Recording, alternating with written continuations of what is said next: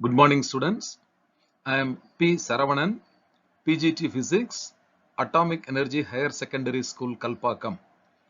I am proudly presenting the second PowerPoint in Chapter 2 Physics, Current Electricity. Kirchhoff's rules. Ohm's law is useful only for simple circuits. For more complex circuits, Kirchhoff's rules can be used to find current and voltage. There are two generalized rules. 1. Kirchhoff's current rule and 2. Kirchhoff's voltage rule. Number 1. Kirchhoff's first rule, which is also called current rule or junction rule. Now look at the diagram. The point O is called a junction or node. A junction or node is a point at which two or more conductors will meet. In this diagram, 5 conductors 1, 2, 3, 4 and 5 are meeting at the point O. And through these conductors, different currents are flowing, namely I1, I2, I3, I4 and I5. Okay, now let us read the statement. At any junction, the sum of the currents entering the junction is equal to the sum of the currents leaving the junction. It means that the algebraic sum of the currents at any junction of a circuit is 0. That is, sigma I is equal to 0. It is based on the law of conservation of electric charge. There is no accumulation of charges at any junction or at any point in a line. Now, the sign conventions are used for applying Kirchhoff's first rule. The current flowing towards a junction is positive and the current flowing away from the junction is negative. Now come to the picture again. There are 5 conductors. I1 is flowing through the first conductor towards the junction. So I1 is positive. I2 is flowing away from the junction. So I2 is negative. I3 is also flowing away from the junction. So I3 is also negative. I4 and I5 both are flowing towards the junction. Hence, they must be positive. Now I will continue the points below the title sign convention. The current flowing towards the junction is positive and the current flowing away from the junction is negative. Let I1, I2, I3, I4 and I5 be the currents passing through the conductors 1, 2, 3, 4 and 5 respectively. According to Kirchhoff's first law, I1 minus I2 minus I3 plus I4 plus I5 is equal to 0. Bringing the negative terms to the right hand side, we can also write I1 plus I4 plus I5 is equal to I2 plus I3. So the three terms on the left hand side, the sum of I1, I4 and I5. This is the sum of the currents flowing towards the junction. And on the right hand side, you add the two terms I2 and I3. This is the sum of the currents leaving the junction. Hence, we have proved Kirchhoff's first rule. Kirchhoff's voltage rule or loop rule. This is also called Kirchhoff's second rule. It states that the algebraic sum of changes in potential around any closed loop involving resistors and cells in the loop is 0. Or it states that in a closed circuit, the algebraic sum of the products of the current and resistance of each part of the circuit is equal to the total EMF included in the circuit. Mathematically, sigma I into R is equal to sigma E, where E is the EMF. This law is a consequence of conservation of energy. Now, there are some sign conventions to find out the current applied in the circuit and also the EMF applied to the circuit. First, we discuss the sign convention applied for current in the circuit. Point number 1. When we proceed from one point to another point along the direction of current, then the current into resistance product, namely IR product, is taken as positive. Now you can look at the picture on the right hand side, top first picture. There is a resistor R. The left side point is A, the right side point is B, and now you are proceeding from the point A towards the point B. So along the direction of current, in the picture it is shown current I is also flowing from A to B. You are also proceeding from A to B. Therefore, the IR product is equal to V, that is equal to positive. So V equal to plus IR is given below the resistor. Now come to the second point under sign convention. When we proceed from one point to another point against the direction of current, that is opposite to the direction of current, then the current resistance product, namely IR product, is taken as negative. Look at the second picture.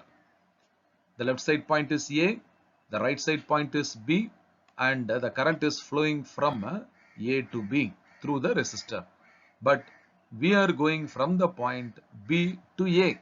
When we proceed from B to A, current is flowing from A to B, then the IR product is negative.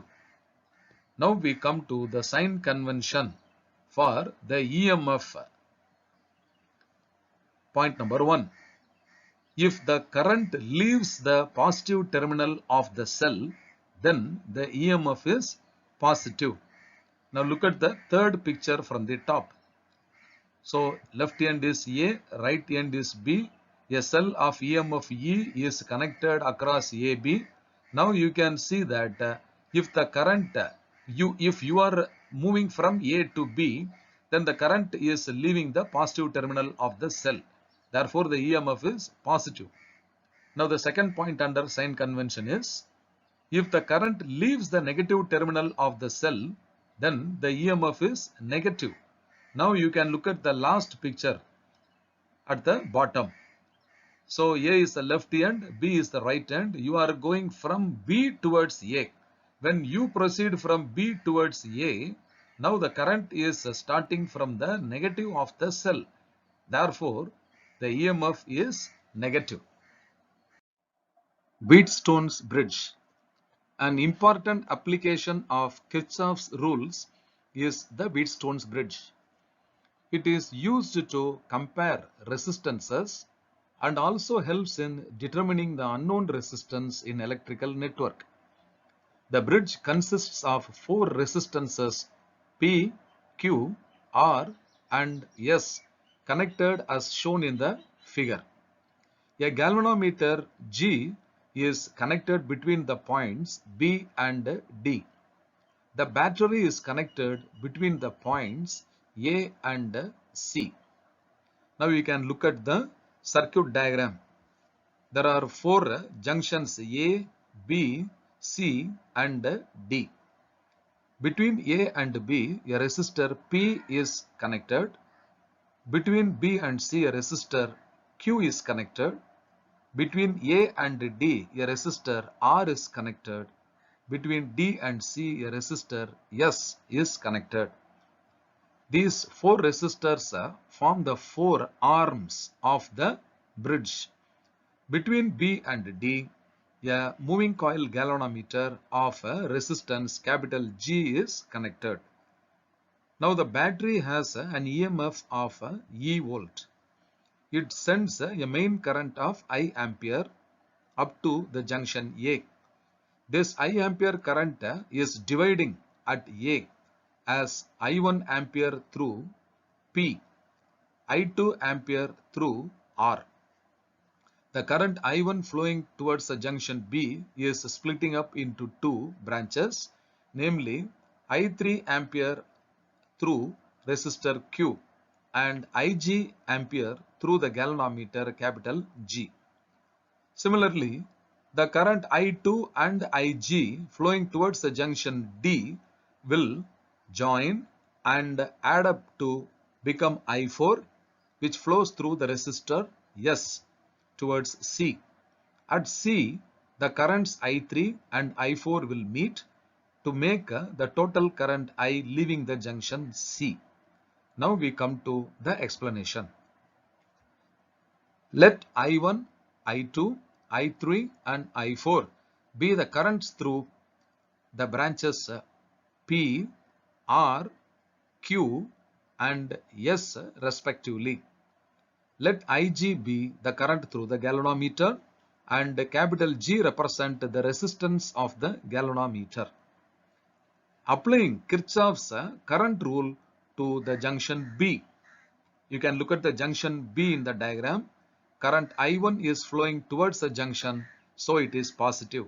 The current Ig and I3 both are leaving the junction B.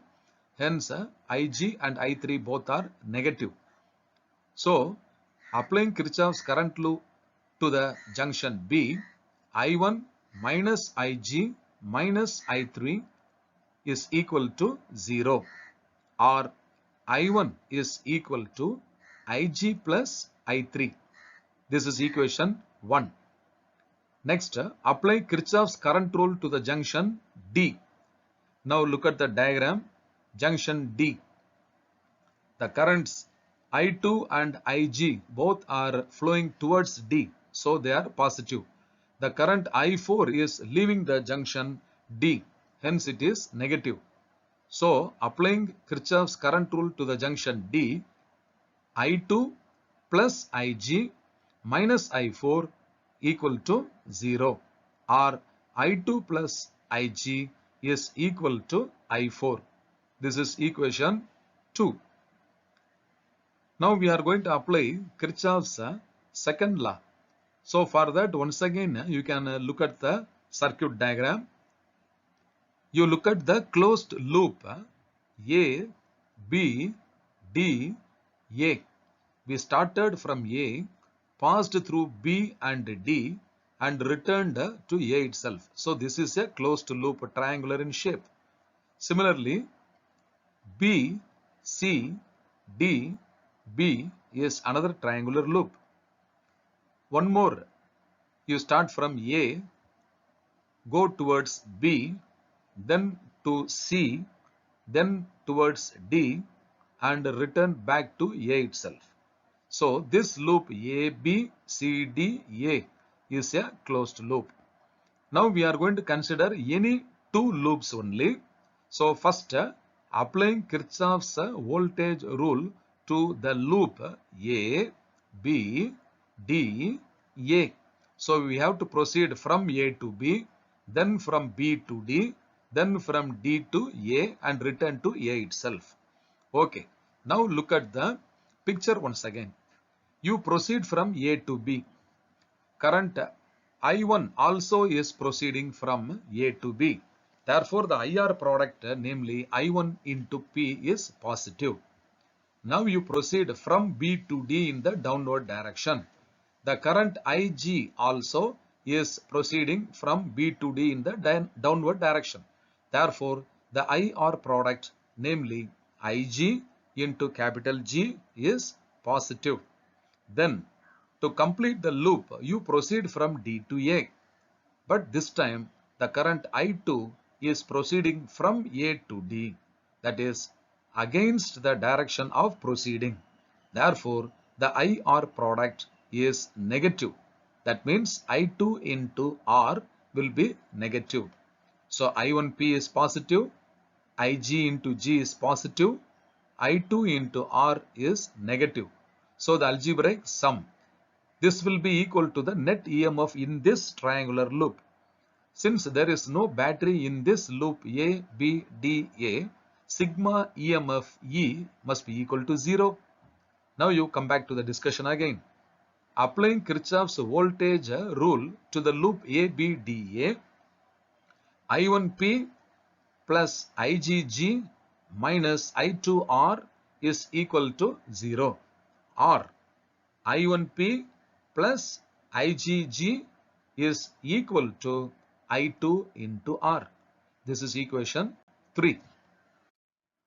Now look at the circuit diagram once again. I am going to consider the larger loop which is a square in shape, namely A, B, C, D, A. From A to B, when we proceed, current I1 also is flowing from A to B. Therefore, the IR product, namely I1P, is positive. Next, I proceed from B to C. Current I3 also flows from B to C. Hence, the IR product, namely I3 into Q, should also be positive. Then I proceed from C to D. But the current I4 is flowing from D to C, opposing the direction of proceeding. Therefore, the product I4 into S must be negative. Similarly, when I proceed from D to A, the current I2 is flowing from A to D. So here also the IR product, namely I2 into R, must be negative. So when I add the IR products, I1P is positive, I3Q is positive, I4S is negative, I2R is also negative. Also, in this closed loop, there is no battery. Hence, the net EMF in this loop A, B, C, D, A must also be equal to 0. Now you come to the discussion on the left side. Applying Kirchhoff's voltage rule to the loop AB, CD, A, I1P plus I3Q minus I4S minus I2R is equal to 0. So rearranging the negative terms on the right side, we can also write like this: I1P plus I3Q is equal to I4S plus I2R. This is equation 4. Now once again, you look at the points B and D. The current Ig is flowing from the junction B towards the junction D. So it is clearly indicating that the point B is at a higher potential and the point D is at a lower potential. This we have assumed. Now you come to the discussion. When the points B and D are at the same potential, the bridge is said to be balanced. Hence, no current flows through the galvanometer. That is, Ig must be equal to 0. Come to the picture again. If B and D are at the same potential, means the potential difference between these 2 points B and D will be equal to 0. Where there is no potential difference between B and D, then the value of Ig must be equal to 0, because no current can flow between 2 points having the same potential. So we are assuming that B and D are at the same potential, hence Ig is equal to 0. Now come to the discussion. Substituting Ig equal to 0 in the above equations 1, 2, 3 and 4. So if you substitute Ig equal to 0 in the earlier equations, we can find that I1 will be equal to I3, I2 will be equal to I4. Then the product I1 into P must be equal to the product I2 into R. So now this is the equation number 5. Once again, you look at the equation number 4. In that equation 4, we can substitute wherever I3 is there.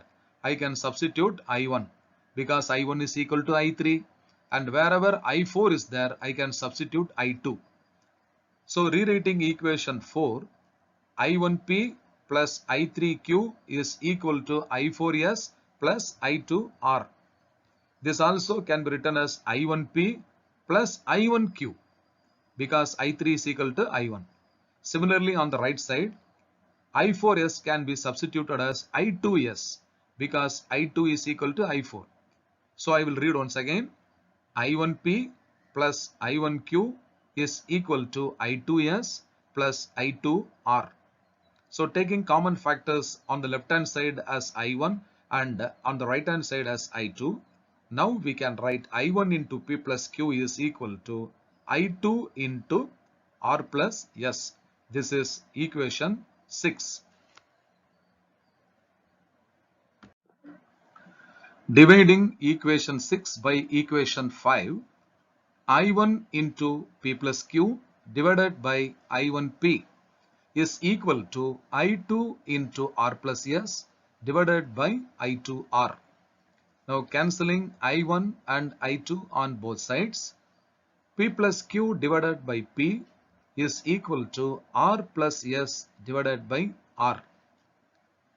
Or 1 plus Q by P is equal to 1 plus S by R. Once again cancelling the factor 1 on both sides, Q by P is equal to S by R.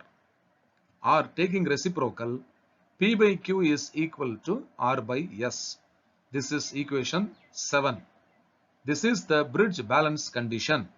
Under this condition, the galvanometer shows null deflection. That is, Ig is equal to 0. Let us now explain the meter bridge. First, we look at the diagram on the right side.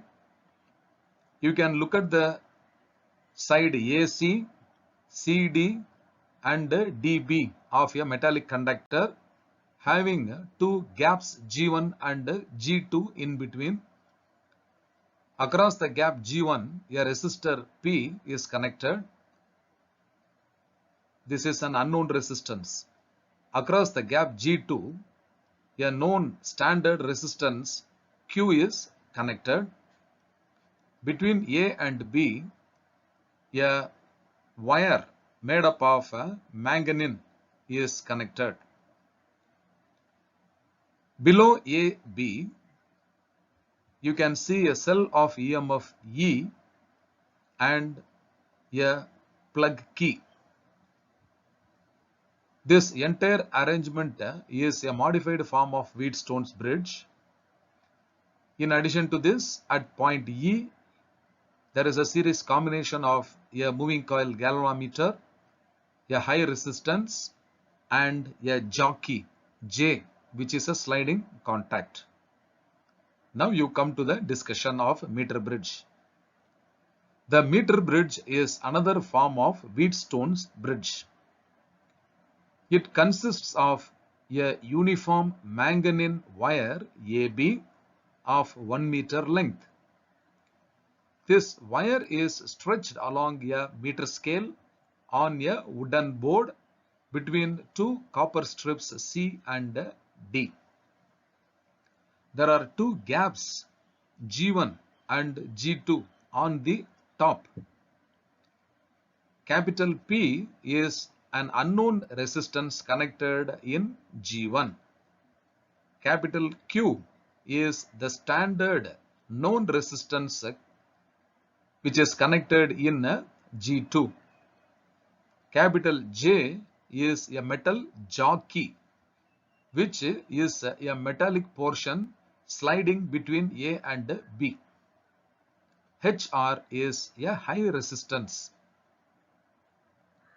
A Leclanche cell and a key K are connected across the ends of the bridge wire.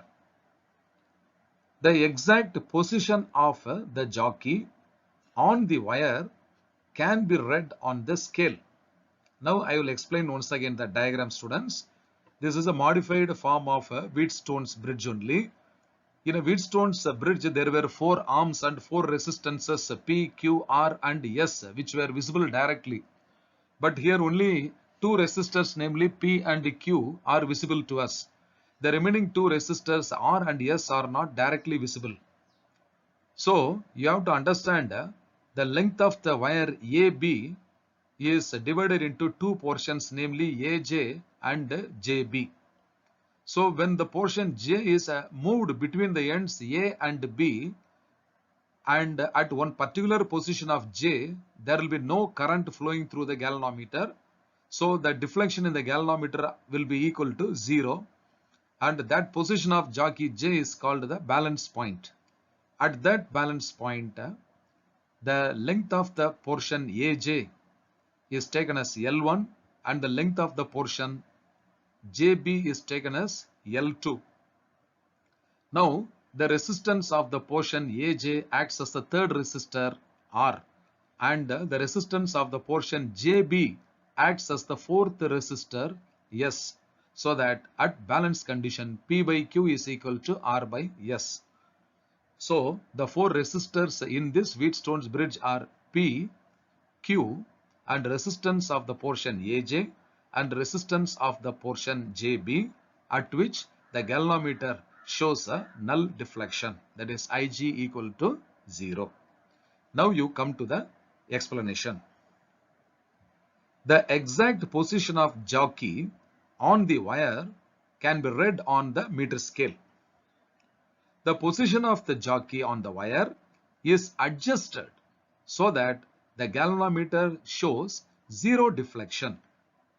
The lengths AJ and JB of the bridge wire now replace the resistance R and S of the Wheatstone's bridge. Then the balanced condition is P by Q equal to R by S. This is equation 1. Let R dash be the resistance per unit length of the wire AB. Therefore, the resistance of the portion AJ will be equal to R dash into length AJ. Resistance of the portion JB is equal to R dash into length JB. Therefore, P by Q is now equal to R dash into AJ divided by R dash into JB. Cancelling R dash on both sides, P by Q is equal to length AJ divided by JB, or P by Q is equal to L1 by L2. Hence, the unknown resistance P can be determined from the relation P equal to Q into L1 by L2. This is equation 2. But due to imperfect contact of the copper strips, there will be end error in the resistance. This error can be eliminated if another set of readings are taken with P and Q interchanged. Now, after determining the unknown resistance of the coil, we can also determine the specific resistance of the material of the given coil. Now you look at the title, determination of a specific resistance rho. So for that, let small l represent the length of the wire of the unknown resistance P. Capital A represent the area of cross section of the wire of unknown resistance P. And rho B the specific resistance of the material of the wire. Then resistance P is equal to rho into L by A, or rho equal to P into A by L. The area of cross section A can be substituted as pi r square. Therefore, rho is equal to P into pi r square by L. This is equation 3. Potentiometer. You can look at the reference diagram on the top. The potentiometer is an instrument used for the measurement of potential difference. It consists of a 10-meter long uniform wire of manganese or constant ton stretched in 10 segments, each of 1 meter length. The segments are stretched parallel to each other on a horizontal wooden board. The ends of the wire are fixed to copper strips with binding screws A and B in the picture. A meter scale is fixed on the board parallel to the wire. Electrical contact with wires is established by pressing the jockey J. Principle of potentiometer. A steady current I is maintained across the wire CD by a battery BT. The battery, key and the potentiometer wire are connected in series, which forms the primary circuit in the diagram given below. You can look at the diagram now. There is a wire, straight wire CD of length 10 meter. Actually, the 10 segments of a single wire is represented by CD here. Above CD is a battery and plug key in series, which forms the primary circuit. Below CD also there is another cell, Leclanche cell, and a galvanometer in series to it. Again, a high resistance and jockey are in series to the galvanometer. This forms the secondary circuit below CD. Now come to the explanation. The positive terminal of a primary cell of EMF E is connected to the point C, and the negative terminal is connected to the jockey J through a galvanometer G and high resistance HR. This forms the secondary circuit. If the potential difference between C and J is equal to the EMF of the cell E, then no current flows through the galvanometer. It shows zero deflection or null deflection. So Cj is called the balancing length. If the balancing length is small l, then the potential difference across the portion Cj will be equal to I into small r into L, where small r is the resistance per unit length of the potentiometer wire and capital I is the current in the primary circuit. Therefore, EMF E is equal to I into R into L. Since the current I and small r, the resistance per unit length, are constants, therefore E must be proportional to L. The EMF of the cell is directly proportional to the balancing length. This statement is called the principle of a potentiometer. Comparison of EMF of two cells with the potentiometer. Look at the diagram first. In the diagram, there is a wire CD made up of manganese and length 10 meters in 10 segments. That is called the potentiometer wire. Above that wire CD, the circuit consists of a battery, plug key and rheostat in series. The circuit above CD is called the primary circuit. Below CD, you can see a switch consisting of 6 terminals, namely M1, N1, Mn and M2, N2. Such a switch is called as two-way switch or double pole, double throw, DP-DT switch. It is in series with a galvanometer, high resistance and jockey J, which is a sliding contact. This part of the circuit below CD is called the secondary circuit. Now in the double pole double throw switch, two cells of EMF E1 and E2 are connected.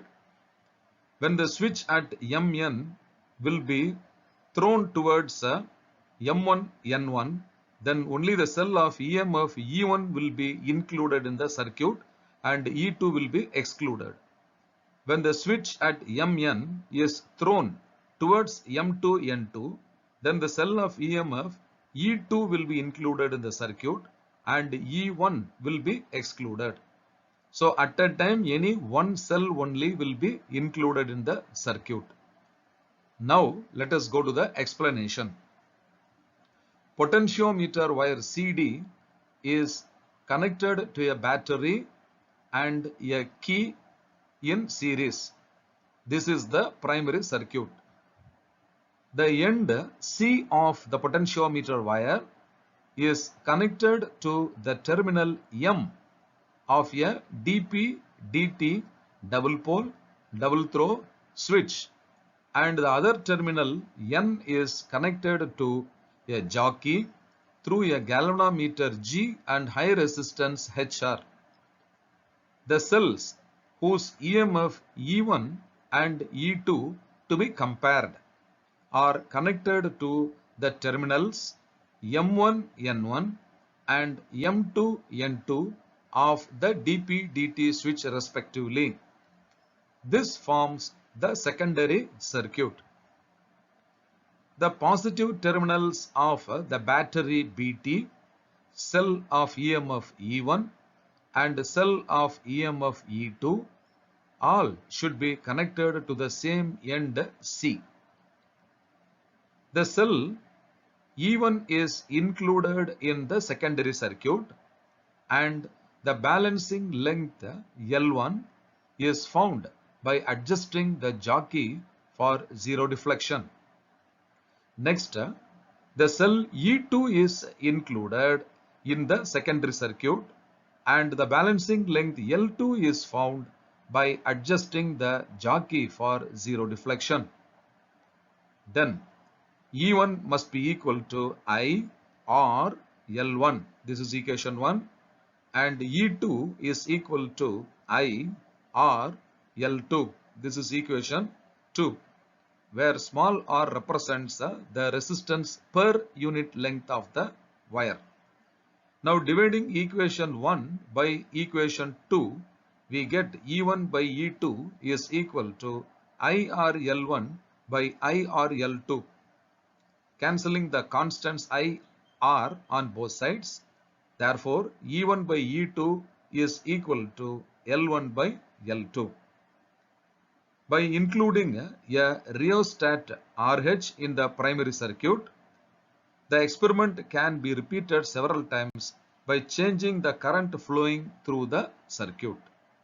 So we have compared the EMFs of the two cells by using the equation 3, namely E1 by E2 is equal to L1 by L2.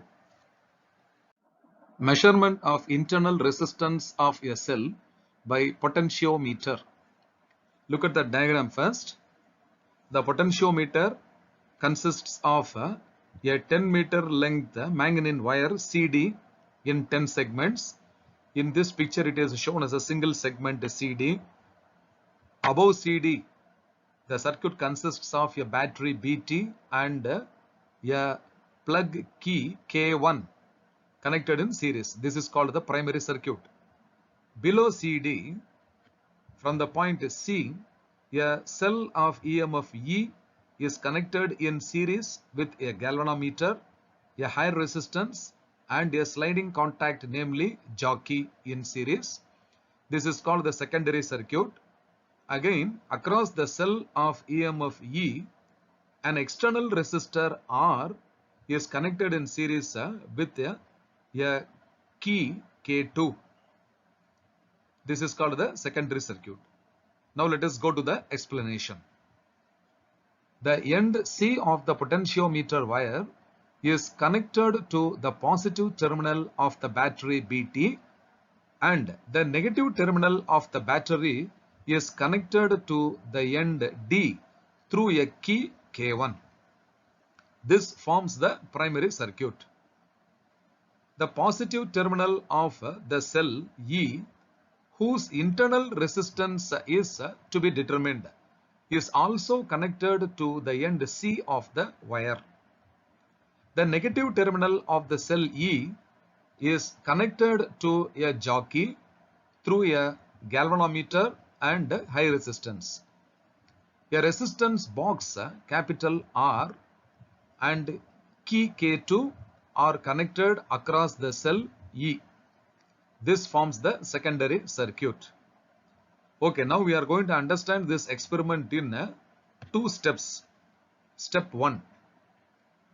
When K2 is open, the balancing point capital J is obtained and the balancing length Cj equal to L1 is measured. Since the cell is in open circuit, its EMF is E is proportional to the balancing length L1. This is equation 1. I am going to explain the step 1 again. So initially you have to remove the key K2 and keep it in open circuit so that the jockey is moved between C and D till the galvanometer shows a null deflection or zero deflection.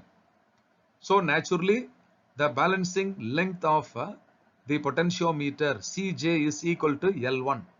Okay. So the potential difference across C and J must be equal to the EMF of the cell. So E is proportional to L1. This is equation 1. Now step 2. A suitable resistance, say 10 ohm, is included in the resistance box and the key K2 is closed. Let small r be the internal resistance of the cell. The current passing through the cell and the resistance capital R is given by I equal to E divided by capital R plus small r. I will explain the step 2 once again. Now the key K2 is closed so that in the circuit connecting the cell of EMF E, the resistance box R and K2, a current will be supplied by the cell of EMF E. So that current is taken as I.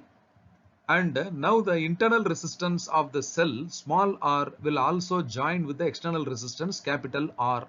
So that the total resistance in that circuit is capital R plus small r. And the current flowing through the cell is given by I equal to E divided by R plus R. This is equation 2. The potential difference across capital R is given by V equal to IR. Substituting I equal to E by R plus R, we get V equal to E divided by capital R plus small r into R. This is equation 3. When this potential difference is balanced on the potentiometer wire, let L2 be the balancing length. Then epsilon R by R plus R is proportional to L2. This is equation 4. Already we have got equation 1. Okay, E is proportional to L1. So I am going to compare equations 1 and 4. Dividing equation 1 by equation 4, the left hand side will be R plus small r divided by R equal to the right hand side will be L1 by L2. This is equation 5. R by R is equal to 1 plus small r by capital R. So 1 plus small r by capital R is equal to L1 minus L2. Or small r by capital R is equal to L1 by L2 minus 1. Taking LCM, the right hand side will be equal to L1 minus L2 divided by L2. Therefore, small r is equal to capital R into L1 minus L2 by L2. This is equation 6. Substituting the values of capital R, L1 and L2 in equation 6, the internal resistance of the cell is determined. Now I want to recall one or two important points. So in the step 1 we have seen that the second key K2 is kept open and the jockey is moved between C and D and the balancing length L1 has to be determined. In step 2, K2 is closed and a resistance of about 10 ohm is included in the resistance box capital R, and then the jockey is once again moved between C and D. Now the balancing length changes from L1 to L2. So by substituting L1, L2 and capital R in the final equation 6, the internal resistance small r of the cell can be determined. Heating effect of electric current. First we are going to discuss Joule's heating effect. When current flows through a resistor, some of the electrical energy delivered to the resistor is converted into heat energy and it is dissipated. This heating effect of current is known as Joule's heating effect. Now, for example, in our everyday life, we are using some electrical appliances like the electric iron box, the electric kettle, the electric cooker. In all such devices, electrical energy is converted into heat energy. This effect only is called as Joule's heating effect. Now let us discuss Joule's law. If a current I flows through a conductor kept across a potential difference V for a time t, then the work done or the electrical potential energy spent is given by W is equal to VIT. The amount of heat H produced in a current carrying conductor is also given by H is equal to VIT. For a given resistor R, then H is equal to I square R into T. Otherwise, H is also equal to V square by R into T. So in all these above three equations, H is equal to VIT. You substitute from Ohm's law V equal to I into R. You will get the next equation H is equal to I square R into T. Again in this equation I equal to V by R if you substitute, then you will get H is equal to V square by R into T. So all these three equations, namely H is equal to VIT, H is equal to I square RT and H is equal to V square by R into T are called as Joule's law of electrical heating. Okay, the heat produced in a resistor is first directly proportional to the square of the current for a given resistance R. That is, H is proportional to I square. Second one, directly proportional to the resistance for a given current I. So H is proportional to R if the current is fixed. Third one, directly proportional to the time of flow of current T. So H is proportional to T. And fourth, inversely proportional to the resistance for a given voltage V. That is, H is proportional to 1 by R. So mathematically, Joule's law is given by H is equal to I square R into T. Now once again you recall the points number 2 and number 4. In point number 2 it is given that the heat produced is directly proportional to the resistance for a given current I. That is, when I is constant, H is proportional to R. According to point number 4, the heat produced in a resistor is inversely proportional to the resistance when for a given voltage V. That means when V is fixed. So mathematically H is equal to I square into R into T. This is Joule's law. Application of Joule's heating effect. Number 1, electric heaters. Electric iron, electric heater, electric toaster utilize the heating effect of current. In these appliances, the heating elements are made up of nichrome, an alloy of nickel and chromium.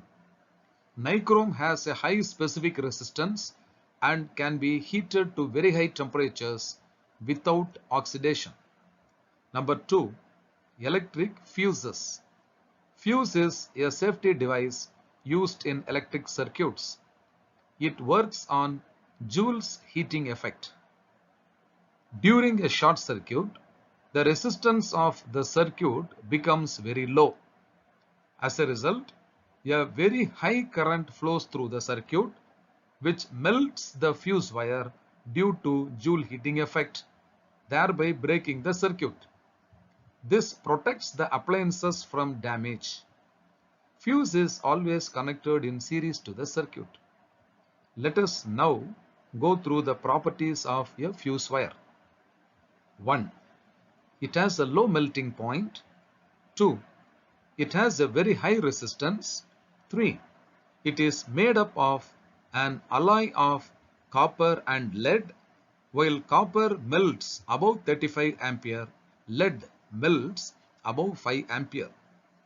The only disadvantage with the above fuses is that once fuse wire is burnt due to excessive heat, they need to be replaced.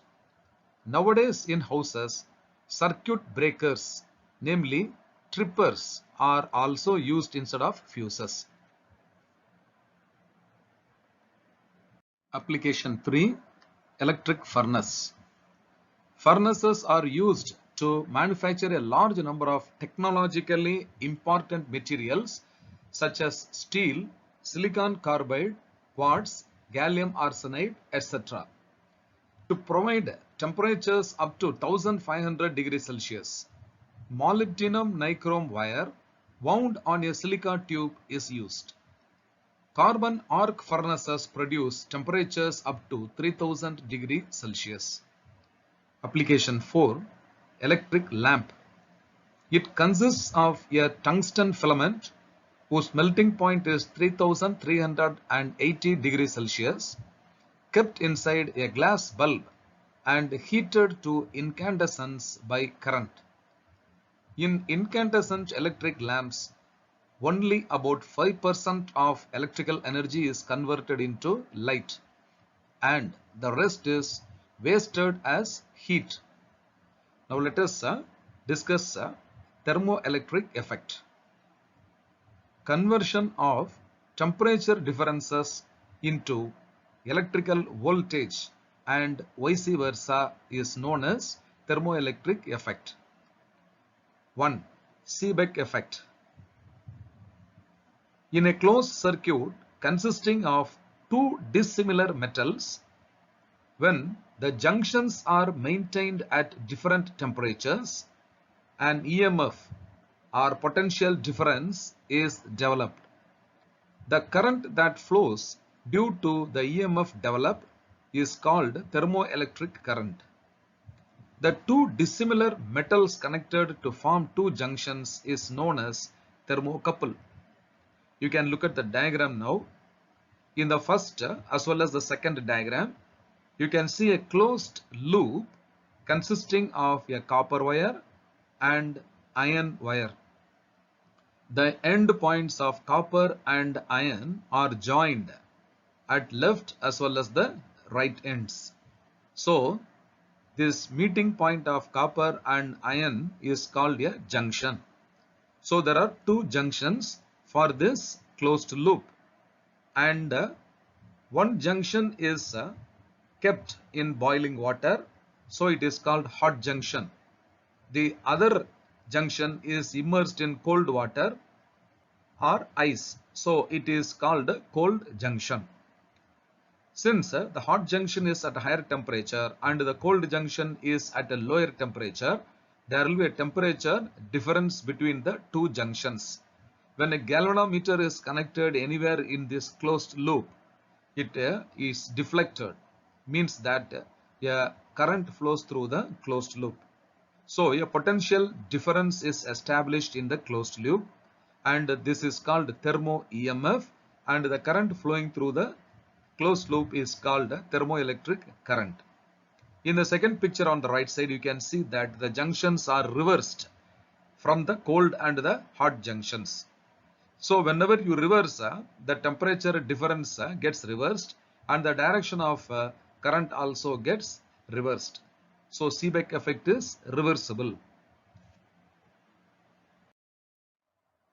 As I explained with reference to the last diagram. If the hot and cold junctions are interchanged, the direction of current also reverses. Hence, Seebeck effect is reversible. The magnitude of the EMF developed in a thermocouple depends on 1. The nature of the metals forming the couple, and number 2. The temperature difference between the junctions. Applications of Seebeck effect. 1. Seebeck effect is used in thermoelectric generators which are called Seebeck generators. These thermoelectric generators are used in power plants to convert waste heat into electricity. 2. This effect is utilized in automobiles as automotive thermoelectric generators for increasing fuel efficiency. 3. Seebeck effect is used in thermocouples and thermopiles to measure the temperature difference between the two objects. Now, second thermoelectric effect is Peltier effect. When an electric current is passed through a circuit of a thermocouple, heat is evolved at one junction and absorbed at the other junction. This is known as Peltier effect. Okay, students, we have studied in the previous concept Seebeck effect that one junction is maintained at hot and the other junction is maintained at cold temperatures.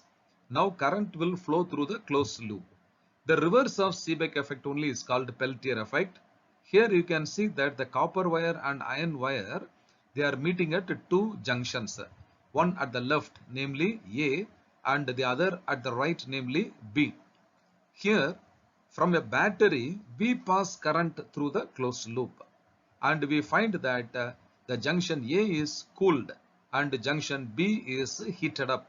So, when we pass the current through the thermocouple, the temperature difference is created. You can look at the diagram on the right side. The positive and negative terminals of the battery are interchanged, so that now junction A and junction B, they get heated up and cooled respectively. In the copper iron thermocouple, the junctions A and B are maintained at the same temperature. Let a current from a battery flow through the thermocouple.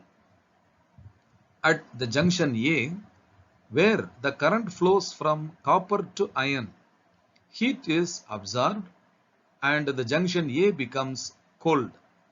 At the junction B, where the current flows from iron to copper, heat is liberated and it becomes hot. When the direction of current is reversed, junction A gets heated and junction B gets cooled. Hence, Peltier effect is reversible. Third one, Thomson effect. If 2 points in a conductor are at different temperatures, the density of electrons at these points will differ, and as a result, the potential difference is created between these points. Thomson effect is also reversible. First one, we will discuss positive Thomson effect. Look at the picture below. It consists of a horizontal copper bar. So it's a metallic bar made up of copper. One end is A, the other end is B. The midpoint is C. Again, the midpoint of A and C is M, and midpoint of B and C is N. When no current flows through this bar, the temperature at C will be the highest. Then the temperature at M will be less than that at C. The temperature at A will be the least. Similarly, on the right side, the temperature at B will be the least. But when a current of I ampere is passed through this bar from end A to B, what will happen? We are going to explain. So come to the explanation. If current is passed through a copper bar AB, which is heated at the middle point C, the point C will be at a higher potential. This indicates that the heat is absorbed along AC and evolved along CB of the conductor as shown in the figure. Thus, heat is transferred due to the current flow in the direction of the heat. So, in this picture, you can see that the heat is transferred along the direction of a flow of current. It is called positive Thomson effect. Similar effect is observed in metals like silver, zinc and cadmium. Now let us explain negative Thomson effect. Look at the diagram given below. It consists of an iron bar AB whose two ends are A and B respectively, and the midpoint is C. There is a source of heat at the midpoint C. Now, in such a situation, what will happen if a current of I ampere will pass through this iron bar? Let us explain now. If current is passed through an iron bar AB, which is heated at the middle point C, heat is evolved along CA and absorbed along BC. Thus, heat is transferred due to the current flow in the direction opposite to the direction of current. It is called a negative Thomson effect as shown in the figure below. Similar effect is observed in metals like platinum, nickel, cobalt and mercury.